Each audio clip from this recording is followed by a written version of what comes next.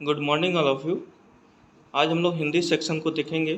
Total आपका 30 question का etch section दिया हुआ है। तो हमने क्या क्या कंप्लीट किया, चाइल्ड डेवलपमेंट एंड पेडागोगी दो पार्ट में हमने कंप्लीट किया है। उसके बाद आपका मैथ एक पार्ट में कंप्लीट किया है, और आपका जो है ईवीएस इन्वायरमेंटल साइंस को दो पार्ट में। अब हम लोग हिंदी को देखते हैं कि कैसे कितना पार्ट में इसको हम लोग कवर कर पाएंगे, ठीक है ना। और फिर इसके बाद आएगा इंग्लिश। तो ऑप्शनल हिंदी इंग्लिश दिया हुआ है आपका 6 फरवरी 2023 को जो ऑनलाइन एग्ज़ाम हुआ था। तो ये आपका जेन्युइन पेपर है आपका सीटेट का 2023 का, ठीक है। तो अब हिंदी में क्या है कि आपका गद्यांश दिया हुआ है। तो गद्यांश को बनाने का सबसे अच्छा तरीका है कि आपका थ्रोली इसको एक बार पढ़ लें, उसके बाद बाई क्वेश्चन के ऑप्शन के अनुसार फिर से इसको रिपीट करें, ठीक है। तो मैं इसको पढ़ता हूँ। कहता है, निम्नलिखित गद्यांश को पढ़कर पूछे गए प्रश्नों के सही सबसे उपयुक्त उत्तर वाले विकल्प को चुनिए। तो शुरू होता है आपका गद्यांश। साहस की ज़िंदगी सबसे बड़ी ज़िंदगी होती है, ठीक है। साहस की ज़िंदगी सबसे बड़ी ज़िंदगी होती है। ऐसी ज़िंदगी की सबसे बड़ी पहचान यह है कि वह बिल्कुल निडर, बिल्कुल खौफ होती है। साहस मनुष्य की पहली पहचान यह है कि वह इस बात की चिंता नहीं करता कि तमाशा दिखने वाले लोग उसके बारे में क्या सोच रहे हैं। जनमत की उपेक्षा उसके जीने वालों आदमी दुनिया की असली ताकत होता है, और मनुष्यता को प्रकाश भी उसी आदमी से मिलता है। अड़ोस पड़ोस को देखकर चलना यह साधारण जीव का काम है। क्रांति करने वाले लोग अपने उद्देश्य की तुलना न तो पड़ोसी के उद्देश्य से करते हैं और न अपनी चाल को ही पड़ोसी की चाल देखकर मध्यम बनाते हैं। साहसी मनुष्य उन सपनों में भी रस लेता है जिन सपनों का कोई व्यवहारिक अर्थ नहीं है, ठीक है। तो ये तो हमने पढ़ लिया। अब क्वेश्चन पहला कहता है, किस प्रकार की ज़िंदगी सबसे बड़ी ज़िंदगी कही गई है। तो साहस बड़ी ज़िंदगी। तो साहस की ज़िंदगी आपका पहला क्वेश्चन मिल गया, क्योंकि क्लियर कट ऊपर बोला था साहस की ज़िंदगी सबसे बड़ी ज़िंदगी है। तो देख सकते हैं डी नंबर। तो उपर्युक्त गद्यांश के अनुसार साहस की ज़िंदगी सबसे बड़ी ज़िंदगी कही गई है। ऐसी ज़िंदगी की पहचान यह है कि वह बिल्कुल निडर, बिल्कुल खौफ होती है। तो आप देख सकते हैं, पहले आप थ्रोली वर्ड पढ़ लें, हाँ, ज़्यादा उसमें एफर्ट नहीं लगाना है। उसके बाद क्वेश्चन देखिए, पहला बन गया, साहसी मनुष्य की पहली पहचान यह है कि वाह। तो अब क्या है, सदा आगे बढ़ने की सोचता रहता है, बाधाओं से घबराता है, ये तो गड़बड़ है। लोगों की सोच की परवाह नहीं करता, यही उसमें लिखा हुआ था, लोगों की सोच की परवाह नहीं करता है, लोग क्या सोचेंगे, ठीक है। और बिल्कुल लापरवाह होता है, ये तो है नहीं। इसमें थोड़ा सा डाउट हो सकता है, सदा आगे बढ़ने की सोचता रहता है। तो ये आप फिर से एक बार देख लेंगे, साहसी मनुष्य की पहली पहचान क्या है। तो आप देखिएगा, इसमें आपको मिल जाएगा कि साहसी मनुष्य की, देखिए लिखा हुआ है इसमें, साहसी मनुष्य की पहली पहचान यह है कि वह इस बात की चिंता नहीं करता कि तमाशा देखने वाले लोग उसके बारे में क्या सोच रहे हैं, ठीक है ना। जनमत की उपेक्षा करके जीने वाले आदमी की असली ताकत होता है, और मनुष्यता को प्रकाश भी उसी आदमी से मिलता है, ठीक है। तो वो क्या करता है कि आगे की ओर सोचता है, आगे कैसे ज़िंदगी को जीना है, ठीक है। तो ये आपका सेकंड बन गया क्वेश्चन कि लोगों की सोच की परवाह नहीं करता, ठीक। थर्ड क्वेश्चन कहता है, दुनिया की असली ताकत किस प्रकार के लोग होते हैं। तो दुनिया की असली ताकत वही आपका जनमत की उपेक्षा करने वाले, सब लोग को सलाह मानने वाले, ये होगा नहीं। फिर मनुष्यता को महत्व न देने वाले, पड़ोसी की बात सिर झुका कर मानने वाले। तो ये तो बिल्कुल इजी क्वेश्चन हो गया। तो यही होगा, जनमत की उपेक्षा करके जीने वाले, ठीक है ना, जनमत की उपेक्षा करके जीने वाले। गद्यांश के अनुसार दुनिया की असली ताकत जनमत की उपेक्षा करके जीने वाले लोग होते हैं, और मनुष्यता को प्रकाश भी उसी आदमी से मिलता है। तो ये हो गया आपका दोस्तों। नेक्स्ट कहता है, साहसी मनुष्य किस प्रकार के सपनों में भी रस लेता है। साहसी मनुष्य किस प्रकार के सपने में भी मतलब रस लेता है। तो जिन सपनों में वास्तविकता होती है, जो अपने रसपूर्ण होते हैं, जिन सपनों का कोई व्यवहारिक अर्थ नहीं होता है, और जो अपने साकार होते हैं। तो देखते हैं इसमें क्या दिया हुआ है, रस लेता है। तो रस से रिलेवेंट इसमें लाइन दिया होगा, देखिए दे रहा है कि साहसी मनुष्य उन सपनों में भी रस लेता है जिन सपनों का कोई व्यवहारिक अर्थ नहीं है, ठीक है ना। जिन सपनों का कोई व्यवहारिक अर्थ नहीं, हमेशा खुश रहता है वो, जो हो रहा है वही ठीक है, अच्छा होने का इंतज़ार नहीं करता, जो है वही ठीक है, ठीक है ना, यही होना चाहिए। तो जो यही होगा आपका। कहाँ गया हो? हाँ, साहसी मनुष्य किस प्रकार के सपनों में रस लेता है? तो आपका जिन सपनों का कोई व्यवहार अर्थ नहीं होता। C number. तो अब गद्यांश में अपना दिमाग नहीं लगाना है, जो गद्यांश में दिया हुआ है और वही देगा जो गद्यांश में है। अगर नहीं मिल रहा है तो आप ढूंढ नहीं पा रहे हैं, ठीक है। तो ये गद्यांश सबसे ईजी टास्क है, लोगों को यही हार्ड एंड फास्ट लगता है, ठीक। अब क्या है कि अड़ोस पड़ोस को देख कर चलना, यह किसका काम है? तो अड़ोस पड़ोस को देख कर चलना तो ये साहसी लोगों का तो काम नहीं है, क्योंकि कह रहा था साहसी लोग अड़ोस पड़ोस को कभी नहीं देखता, वो अपना राह खुद बनाता है। तो अब क्रांति करने वाले लोग, हिंसक लोग साधारण जीव हो जाएगा कि उपयुक्त वाक्य में रिक्त स्थान की पूर्ति के लिए साधारण जीव विकल्प संगत है। इस प्रकार से पूरा वाक्य होगा, अड़ोस पड़ोस को देख कर चलना यह साधारण जीव का काम है, ठीक। निडर शब्द का समानार्थी, समानार्थी का मतलब हो गया साइनोनिम्स। तो निडर का मतलब हो गया जो डरपोक नहीं है। तो डरपोक नहीं है, कायर नहीं है, भयभीत नहीं है, तो आपका क्या हो जाएगा? साहसी। साहसी मतलब निडर। ताकत का विलोम मतलब ताकत का अपोजिट पूछ रहा है, एंटोनिम्स। तो ताकत मतलब हम बलवान हैं, तो बलवान है तो इसका मतलब क्या हो जाएगा? निर्बल। तो निर्बलता हो जाएगा आपका। तो इस तरीके से आप हिंदी का कंटेंट अगर पूरा करना चाहते हैं तो एक बुक मैंने सजेस्ट किया था, प्लेलिस्ट में देख सकते हैं, ठीक है ना। उपकार का बुकलेट है, बहुत अच्छी बुक है, उससे हमको नहीं लगता बाहर आपका आएगा कुछ। ताकत शब्द का विलोमार्थी शब्द निर्बलता होगा, ठीक है। कुछ और एलिमेंट दिया जैसे अधिकार का अनधिकार, अधिकार का अनधिकार, शक्ति का क्षीणता, शक्ति का क्षीणता, क्षमता का क्षमता, क्षमता का क्षमता। बेखौफ का अर्थ क्या है? बेखौफ, बेखौफ मतलब जिसको कोई डर नहीं हो। तो भीत, निर्भय, संशय, डरपोक, तो ये हो जाएगा निर्भय, ठीक है ना। निर्भय का मतलब होता है निर्भय, जिसको कोई डर नहीं हो, ठीक। तो वही दिया हुआ है, खौफ का अर्थ आपका निर्भय हो गया। और यह भीत, भीत का अर्थ हो गया डरा हुआ। संकित का मतलब शंकायुक्त, और डरपोक का मतलब कायर। शुद्ध रूप छाटिए, ये थोड़ा सा आपके लिए टफ हो सकता है क्वेश्चन, ठीक है ना। कहीं कहीं इजी पूछ देता है, जो रेगुलर बेसिस पे हम लोग यूज करते हैं। तो इसके लिए भी उपकार में बहुत अच्छा दिया हुआ आपका कंटेंट, आप उतना कर लेंगे तो आपका क्वेश्चन को एलिमिनेट कर सकते हैं। जैसे मध्यम, मध्यम, मध्यम, मध्यम, तो ये तो होगा नहीं, ठीक, ये भी होगा नहीं। इसमें इसमें थोड़ा डाउट है मुझे। तो अब ये वाला दिया हुआ है बी नंबर, मध्यम आंसर, ठीक है। तो मध्यम हो गया। दिए गए विकल्पों में शुद्ध शब्द मध्यम है और अन्य सभी विकल्प अशुद्ध हैं। तो ये क्वेश्चन पैटर्न ना मैं आपको बताने का कोशिश कर रहा हूँ, ठीक है ना। मैं कोई आपको पढ़ा नहीं रहा हूँ, क्वेश्चन इस टाइप के आए हुए हैं, आते हैं ऐसा नहीं है, आए हुए हैं ये। और आपको भी यही करना चाहिए, जो क्वेश्चन आया हुआ है उसको आप बनाइए, क्योंकि क्वेश्चन रिपीट वहीं से होगा। बाकी इधर उधर की बुक पढ़ने से कोई फ़ायदा है नहीं। नेक्स्ट कहता है 9 क्वेश्चन तो आपका एक ही गद्यांश में पूरा हो गया। तो गद्यांश का कितना इंपॉर्टेंस है, लोग गद्यांश पढ़ते ही नहीं है, टाइम लगेगा। अब टाइम लगेगा तो 9 क्वेश्चन को आप इस तरीके से छोड़ देंगे तो कैसे होगा। तो इस चीज़ का प्रैक्टिस करें आप। निम्नलिखित काव्यांश को पढ़कर पूछे गए प्रश्नों के सही सबसे उपयुक्त उत्तर वाले विकल्प को चुनिए। चंदा तारों को सहज क्रांति, नदियों में है मुस्कान भरी है, पवन झकोरों में दुलारे खेतों में है दौलत बिखरी, पग पग मेरा विश्वास भरा, तब से है ये जीवन निखरा, प्रखर कर्म का पाठ सतत पढ़ाती मैं भारत माता हूँ।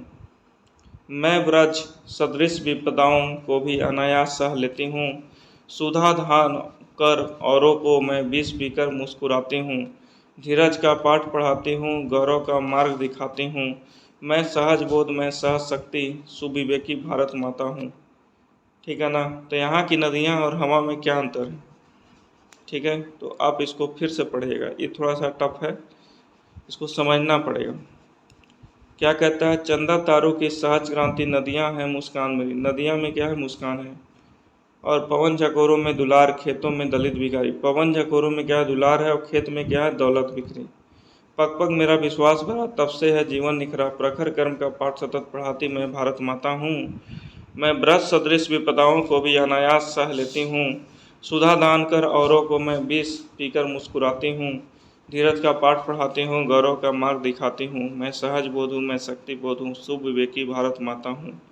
तो अब नदी में क्या था? मुस्कान था, ठीक है ना। तो ऑप्शन क्या है आपका? बी नंबर मुस्कान आ गया। और हवा में क्या है? दुलार दिया हुआ है क्वेश्चन में। हवा में है क्या? दुलार। उसको भी मैं दिखा देता हूँ आपको, कहाँ है हवा में दुलार। तो देखिए, यहाँ आपको थोड़ा सा दिमाग लगाना पड़ेगा। पवन का ही दूसरा नाम हवा होता है। तो हवा में क्या है? दुलार है, और खेतों में क्या है? दौलत बिखरी। और नदी में क्या है? मुस्कान है, और चंदा तारों में क्या है? सहज है, ठीक। तो इस तरीके से आप देख सकते हो, हवा ही देखिएगा तो नहीं मिलेगा। ठीक, तो मुस्कान और दुलार हो गया आपका बी नंबर। तो कहता है चंदा तारों की सहज क्रांति, नदियों में मुस्कान भरी, पवन झकोरों में दुलार, खेतों में है दौलत बिखरी। ठीक, खेतों में दौलत बिखरी होने का क्या तात्पर्य है? खेतों में फसल लहलहा रही है, खेतों में फूल मुरझा रहे हैं, ऐसा तो होगा नहीं, फूल मुरझाएगा वो आप दौलत वाले बन जाएंगे। फसल सूख रही है, खेतों में धन गड़ा है, धन थोड़ी गड़ा रहेगा, तब तो सब दौलत वाला हो जाएगा। खेतों में फसल लहलहा रही। ठीक, काव्यांश के अनुसार खेतों में दौलत बिखरी होने से तात्पर्य है खेतों में फसल लहरा रही है। ठीक, लहरा रही है। भारत माँ को सुविवेकी क्यों कहा गया है? सुविवेकी क्योंकि वह अन्न व जन जमीन छीन लेती है। ऐसा कभी करेगी कि हाँ जमीन छीन लेगी भारत माँ? नहीं, क्योंकि यह वर्षा करवाने में सहायक होती है, क्योंकि ये धैर्य व गौरव का पाठ पढ़ाती है। यही आपका दिया हुआ है कि पढ़ाती धैर्य और गौरव, क्योंकि वह सुधा पीकर मुस्कुराती है। नहीं, ये नहीं है। ये थोड़ा सा भी आप कर सकते हैं, कभी अगर आपको डाउट हो तो आप इसको देख सकते हैं कि भारत माँ को सुविवेकी क्यों कहा गया है। तो मैं एक्चुअल आपको बता रहा हूँ कि ऐसा क्यों कहा गया है। देखिए इसी में दिया होगा आपका कि धीरज का पाठ पढ़ाती हूँ, गौरव का मार्ग दिखाती हूँ, मैं सहज बोध हूँ, मैं सहज शक्ति सुविवेकी भारत माता हूँ। ठीक है ना, तो इस तरीके से इसमें दिया हुआ है आपका। तो क्या कह रहा है कि क्योंकि वह धैर्य और गौरव का पाठ पढ़ा रही है। ठीक है, धैर्य और गौरव देख रहे होंगे यहाँ पर दिया हुआ है। देखिए धीरज मतलब होता है धैर्य का पाठ पढ़ाती हूँ और गौरव का मार्ग दिखाती हूँ। ठीक है, मैं सहज बोध भी हूँ और मैं सहज शक्ति भी हूँ, सुविवेकी भारत माता हूँ। ठीक है, तो आप देख लिए है ना इसमें। नेक्स्ट क्वेश्चन है किसके पग में विश्वास भरा है? किसके पग में विश्वास भरा है? तो आपका क्या है? तो भारत माता के पग में विश्वास भरा है। ठीक है ना, भारत माता के पग विश्वास भरा है, पग पग मेरा विश्वास भरा, तब से है जीवन निखरा। ठीक है, तब से है जीवन निखरा। ठीक, फिर कहता है चंदा तारो भी सहज कांति, पंक्ति में निहित अलंकार है। अब अलंकार से क्वेश्चन आ गया। ठीक है, अलंकार, तो इसके लिए आपको पढ़ना पड़ेगा। अलंकार कितने टाइप के होते हैं और उसमें क्या क्या उसका ट्रिक है, ट्रिक को पकड़ना पड़ेगा। ठीक है, तो अब उसको देखिएगा, उस बुक में भी अच्छा दिया हुआ है, चंदा तारों की सहज क्रांति। तो कहता है उपयुक्त पंक्ति में उपमा अलंकार है। उपमा अलंकार आखिर क्यों होता है, क्या होता है उपमा अलंकार? जहाँ एक वस्तु की तुलना या समता दूसरी वस्तु से की जाए वहाँ उपमा अलंकार होती है। जहाँ कंपेयर की बात की जाए एक वस्तु से दूसरे वस्तु की अच्छाई और बुराई की। ठीक है ना, तो यहाँ कंपेयर किया गया चंदा और तारों की। ये चंदा जो है ना तारों से सहज क्रांति है। ठीक है, तो राधा रति के समान सुंदरी है। ठीक है, राधा को रति से यहाँ कंपेयर किया गया है। कैसी है? वो सुंदरी है, यानी कि रति सुंदरी है तो राधा भी सुंदरी है। तो ये आप देख लीजिएगा, ट्रिक पकड़ लीजिएगा। उपमा अलंकार किसे कहते हैं? तो जहाँ एक दूसरे के बारे में कंपेयर करने की बात की गई हो। ठीक है, प्रखर का अर्थ नहीं है, नहीं है पूछा गया है, नहीं पूछा गया, नहीं है। तो प्रचंड, तीक्ष्ण, कुशाग्र, सहनशील, सहनशील तो होगा नहीं। प्रखर का मतलब जिसका विशाल रूप हो। ठीक है, प्रचंड हो। तो सहनशील प्रखर का अर्थ नहीं है, जबकि प्रचंड, तीक्ष्ण, कुशाग्र प्रखर के समानार्थी हैं। सहनशील का अर्थ होता है सहन करने वाला और प्रखर का मतलब होता है ठीक ऑपोजिट इसका। ठीक है, नेक्स्ट कहता है बोली और लहजे के बारे में कौन सा कथन सही है? ठीक है ना, तो अब हमारा ये गद्यांश कहाँ तक था? गद्यांश आपका था टोटल 10 से 15 क्वेश्चन। तो देख रहे हैं 10, 11, 12, 13, 14, 15, 6 क्वेश्चन को हमने डील कर दिया है यहाँ से। तो आप इस तरीके से प्रैक्टिस करें, टेस्ट मार के या जैसे भी हो। एक बार आपका ग्रिप बन जाएगा ना वाक्यांश पे तो you can easily solve it. पकड़ लेंगे चीज़ों को, कहाँ से कौन सा चीज़ को पिकअप करना है और कौन चीज़ खुद से सोचना है। ठीक है, बोली और लहजे के बारे में कौन सा कथन सही है? ठीक है, टाइम आपका कितना हो गया? 14 मिनट। तो आई थिंक ये लगता है आपका 30 क्वेश्चन का हो जाएगा सॉल्यूशन एक वीडियो में। ठीक है, बोली और लहजे के बारे में कौन सा कथन सही है? तो बोली वास्तविक भाषा में संबंध रखती है, जबकि लहजा भाषा कैसे बोली जा रही है उस तरीके से संबंधित है। बिल्कुल सही बात है। बोली का मतलब हो गया जो वास्तविक भाषा, जो लोकल लैंग्वेज हम लोग यूज करते हैं, जबकि लहजा के बारे में बात की जाए तो बात कैसे बोली जा रही है उस तरीके से संबंध। लहजा मतलब कि आप बड़ों से कैसे बात कर रहे हैं, छोटों से कैसे बात कर रहे हैं। बोली तो सेम हो गया। लैंग्वेज इंग्लिश ही बोलिएगा या हिंदी ही बोलिएगा, लेकिन बड़ों से अलग बात कीजिएगा लहजा में, छोटों से अलग बात कीजिएगा, सेम लोगों से अलग बात कीजिएगा, ठीक है। लहजा वास्तविक भाषा से संबंधित नहीं, लहजा वास्तविक भाषा से संबंधित नहीं है। लहजा एक ही भाषा के विविध रूप हैं जिनकी व्याकरण भिन्न भिन्न होती नहीं। बोली किस व्यक्ति विशेष के उच्चारण का तरीका है, नहीं ऐसा कुछ नहीं। तो ए नंबर आपका हो जाएगा दोस्तों कि बोली और लहजे के बारे में यह सही कथन है कि बोली वास्तविक भाषा से संबंध रखती है, जबकि लहजा भाषा कैसे बोली जा रही है उस तरीके से संबंधित है। 17 नंबर कहता है निपुण भारत मिशन का उद्देश्य एक ऐसे लक्ष्य के रूप में सुनिश्चित किया गया है जिसे वर्ष 2026-27 तक पूरा करना है। कक्षा 1 में साक्षरता के लक्ष्य इस तरह रखे गए हैं कि बच्चे कम से कम 2 से 3 वर्णों वाले सरल शब्द पढ़ पाएँ। और बी नंबर कहता है कि आयु उपर्युक्त अपरित पाठ्य सामग्री में आए कम से कम 4 से 5 सरल शब्दों वाले छोटे वाक्य पढ़ पाएँ और प्रति मिनट 45 से 60 शब्द अर्थ सहित पढ़ पाएँ। और आपका कहता है नेक्स्ट कि प्रति मिनट कम से कम 60 शब्द अर्थ सहित पढ़ पाएँ, ठीक है।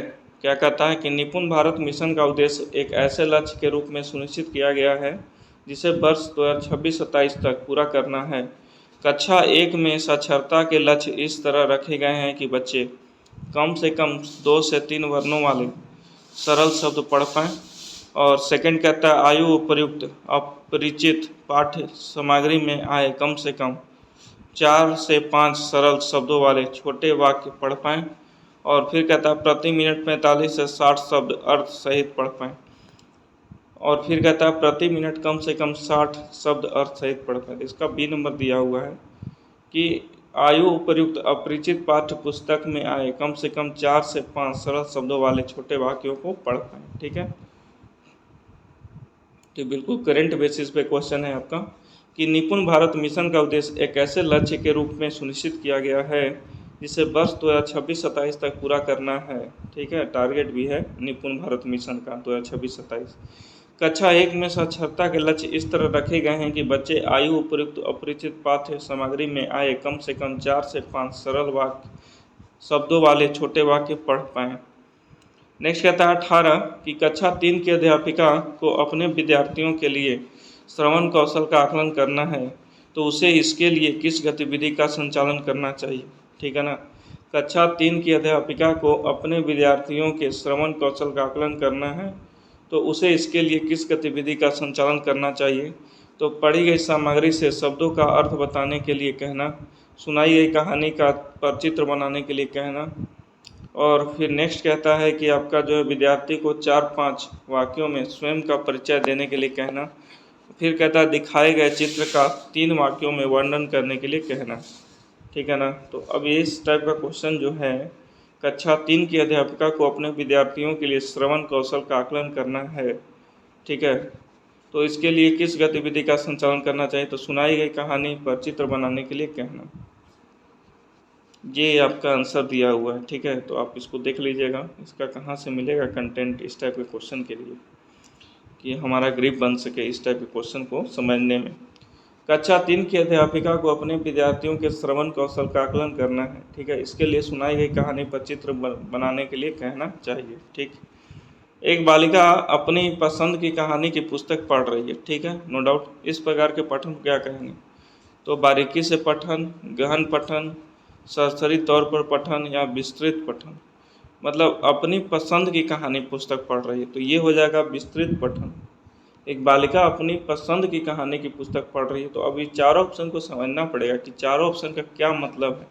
जैसे बारीकी से पठन का मतलब क्या होता है, गहन पठन का मतलब जैसे अलंकार हो गया, तो उपमा अलंकार में ये पता चला मुझे कि एक दूसरे से कंपेयर हो रहा है, एक के रेस्पेक्ट में दूसरे विथ रेस्पेक्ट टू। तो अब इसको समझना पड़ेगा। तो यहाँ जो क्वेश्चन पूछा कि एक बालिका अपनी पसंद की कहानी की पुस्तक पढ़ रही है, ठीक है, तो इस प्रकार के पठन को क्या कहेंगे, तो विस्तृत पठन कहा गया। तो क्या कहता है विस्तृत पठन के बारे में कि एक बालिका अपनी पसंद की कहानी की पुस्तक पढ़ रही है, इस प्रकार के पठन को विस्तृत पठन कहेंगे। विस्तृत पठन क्या कहलाता है कि विस्तृत पठन में पाठक अपने रुचि के विषय की सामान्य समझ प्राप्त करने के लिए कई पुस्तकों, समाचार पत्रों, पत्रिकाओं आदि को पढ़ता है, ठीक। विस्तृत पठन में पाठक अपनी रुचि के विषय की सामान्य समझ प्राप्त करने के लिए कई पुस्तकों, समाचार पत्रों, पत्रिकाओं आदि को पढ़ता है।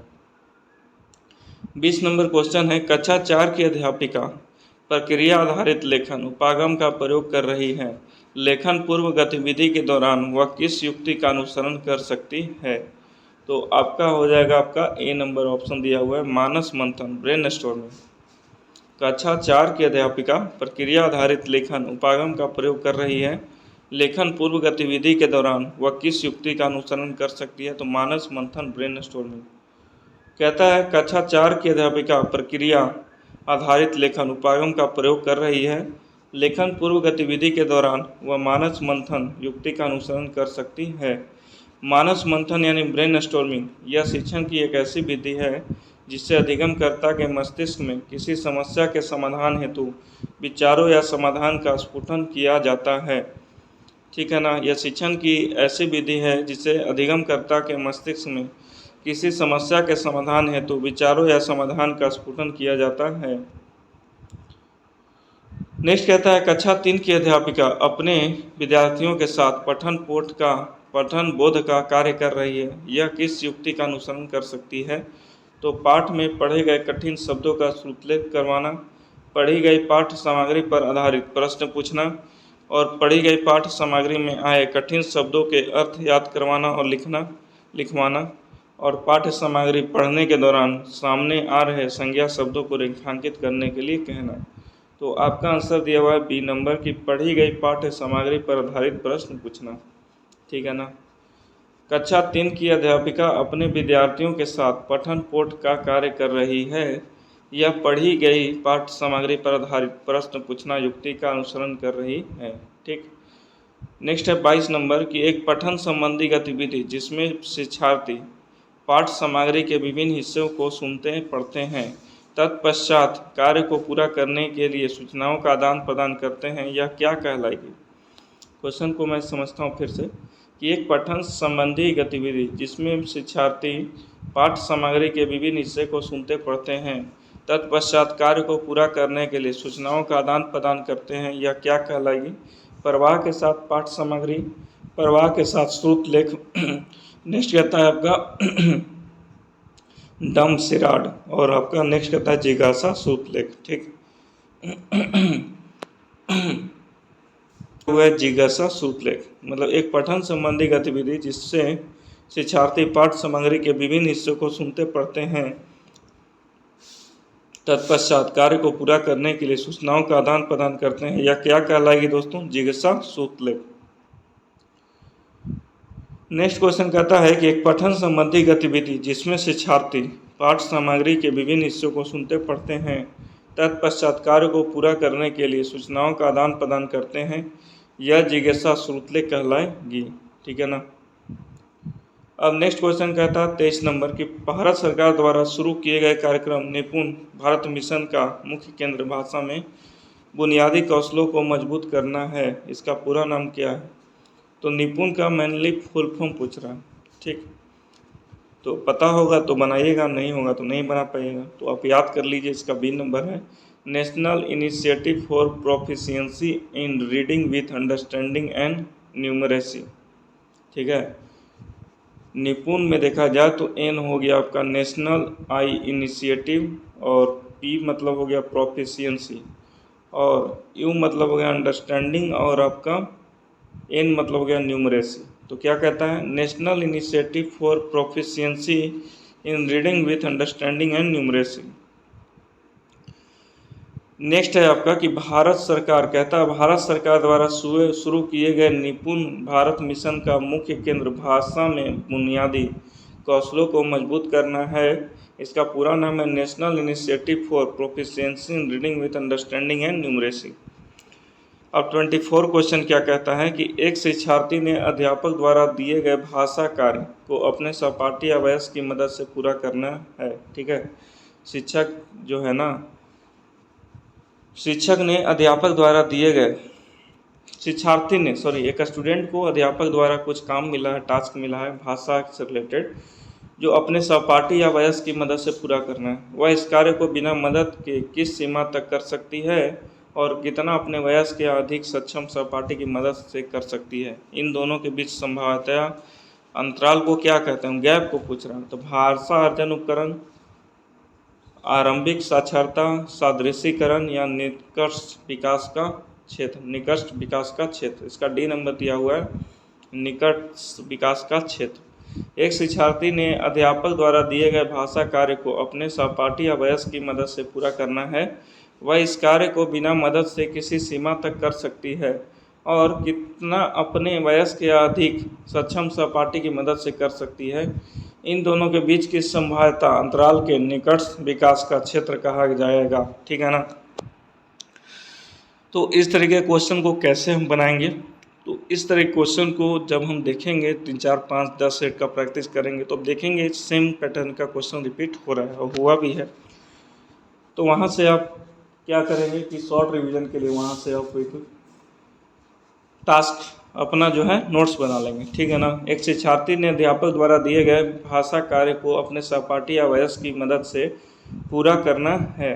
वह इस कार्य को बिना मदद के किस सीमा तक कर सकती है और कितना अपने वयस्क या अधिक सक्षम सहपाठी की मदद से कर सकती है। इन दोनों के बीच की संभाव्यता अंतराल को निकट विकास का क्षेत्र कहा जाएगा। ठीक है। नेक्स्ट कहता है 25 नंबर आपका क्वेश्चन क्या कहता है कि मुद्रित समृद्ध परिवेश का सृजन भाषा अधिगम में मदद करता है।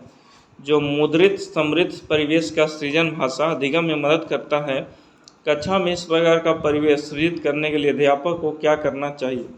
तो पहला कहता है विद्यार्थियों को पुस्तकें एवं अन्य पाठ सामग्री के अवसर देने चाहिए, विद्यार्थियों को मुद्रित हस्तलेखन सीखने में मदद करनी चाहिए और विद्यार्थियों को हस्त मुद्रण सीखने में मदद करनी चाहिए, या अपरिचित मुद्रित पाठ सामग्री के लिए नए शब्द सीखने के लिए कहानी चाहिए। ठीक है।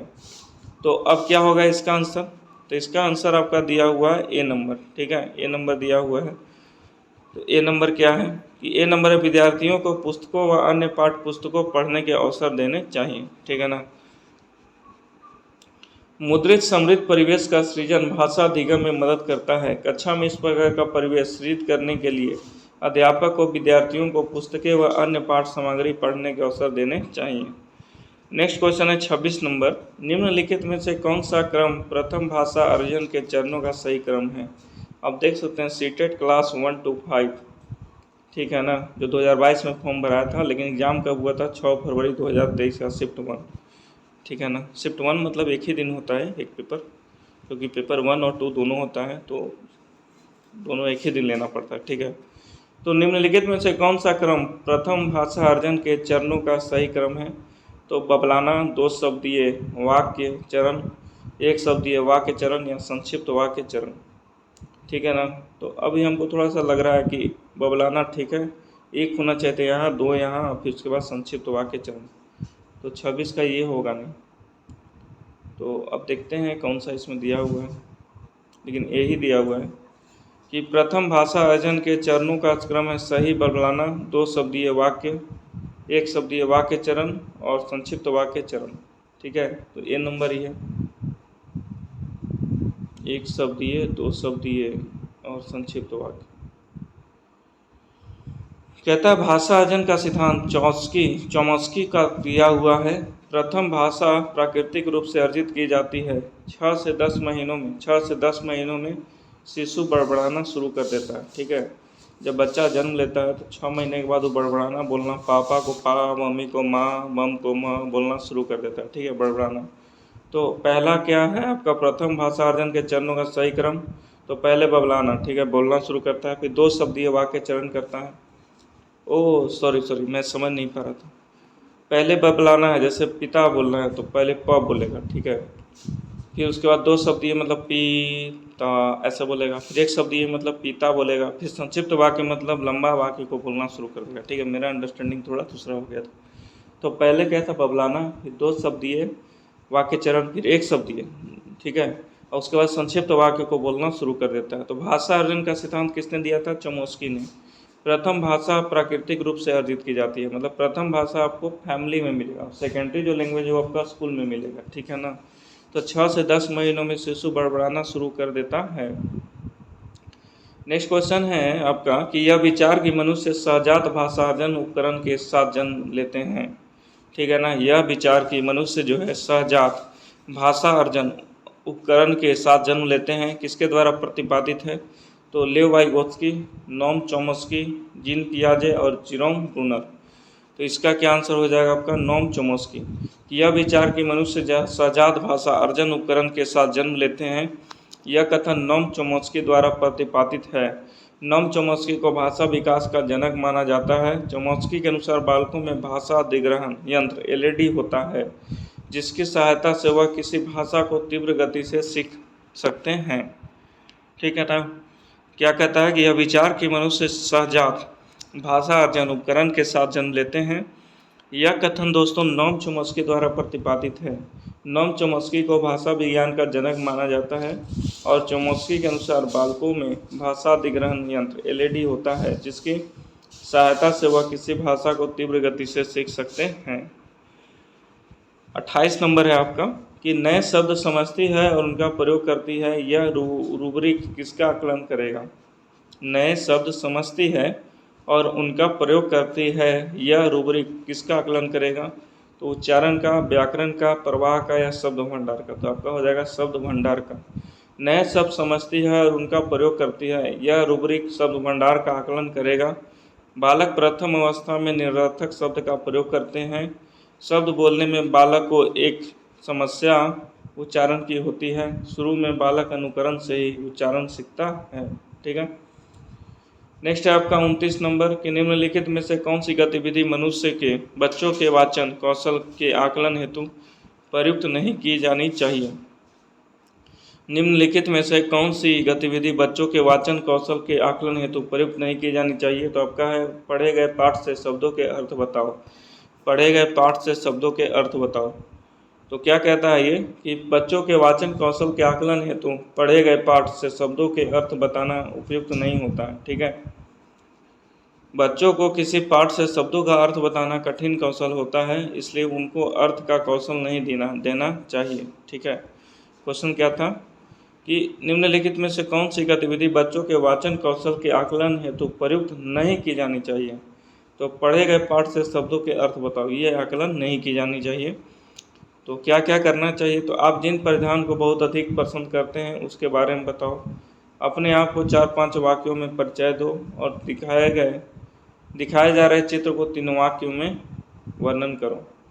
तो बच्चों के वाचन कौशल के आकलन हेतु पढ़े गए पाठ से शब्दों के अर्थ बताना उपयुक्त नहीं होता। बच्चों की किसी पाठ से शब्दों का अर्थ बताना कठिन कौशल होता है, इसलिए उनको अर्थ का कौशल नहीं दिया जाता है। हमारा लास्ट क्वेश्चन है आज का कि वह कौन सा भाषा विकार है जिसमें व्यक्ति उचित तरीके और उचित क्रम से शब्द नहीं रख पाता? यह भाषा बोलने और समझने के तरीकों को प्रभावित करता है। तो ये आपका चारों का मीनिंग समझ लीजिएगा। ठीक है ना? जैसे डिस्प्रैक्सिया, डिस्फ्रेजिया, डिसरथ्रिया और डिस्कैलकुलिया, सबका मीनिंग है। क्वेश्चन का पूछा है वह कौन सा भाषा विकार है। ठीक है। चारों आपका भाषा का एक विकार है। ठीक है। तो कंडीशन क्या है इसमें कि जिसमें व्यक्ति उचित तरीके और उचित क्रम से शब्द नहीं रख पाता। देखते हैं कोई को तोतला के बोलता है। ठीक है ना? तो उचित तरीके और उचित क्रम से शब्द नहीं रख पाता है, यह भाषा बोलने और समझने के तरीकों को प्रभावित करता है। तो कौन सा है? डिस्फ्रेजिया। कि डिस्फ्रेजिया वह भाषा विकार है जिसमें व्यक्ति उचित तरीके और उचित क्रम से शब्द नहीं रख पाता है, यह भाषा बोलने और समझने के तरीके को प्रभावित करता है। डिस्प्रेक्सिया दिमाग से संबंधित मनोविकार है। डिस्कैलकुलिया गणितीय संबंधित मनोविकार है। डिसरथिया एक भाषण ध्वनि विकार है। देख लिए चारों दिया हुआ है ना। डिस्फ्रेजिया क्या है? वह भाषा विकार है जिसमें व्यक्ति उचित तरीके और उचित क्रम से शब्द नहीं रख पाता। ठीक है। डिस्फ्रेजिया का कंडीशन ये हो गया, यह भाषा बोलने और समझने के तरीके को प्रभावित करता है। सेकंड है डिस्प्रैक्सिया। इसमें क्या होता है? दिमाग से संबंधित मनोविकार है। दिमाग से संबंधित मनोविकार पूछेगा तो आपका हो जाएगा डिस्प्रैक्सिया। और डिसकैलकुलिया क्या होगा? गणितीय संबंधित। कैलकुलिया मतलब कैलकुलेशन याद रखिएगा, तो गणितीय संबंधित मनोविकार। और डिसरथिया एक भाषण ध्वनि विकार है। क्या है? भाषण ध्वनि विकार है। तो यही था दोस्तों आपका मैथ का। इसके बाद हम लोग इंग्लिश का देखेंगे 30 क्वेश्चन। तो thank you very much for watching this video. I hope this will very helpful for you. तो ओके, थैंक यू।